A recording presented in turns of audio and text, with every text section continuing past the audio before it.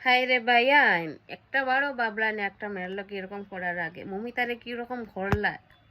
নিজের ঘরে তো ভাইয়া মা বইন আছে, নিজের ঘরে তো মা বইন আছে, আরেকজনের বোনের লগে কিরকম করলায়, তাও এক দুইজনে না, 20-20 জনে কিরকম করলায়।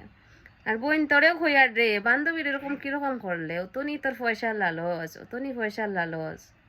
মা বোন নাই তোমাদের ঘরে, কিরকম করলায় তোমরা কারণে একটা মেয়ে সেফ চলতে পারে না রোডও, শুধু তোমরার মতো কয়টা ভাইয়া তোর কারণে। এরকম ভালো না, ঠিক আছে? সবার ঘরে মা বই না আছে, আজকে একটা মা মা বাবার বুক খালি করে দিছ।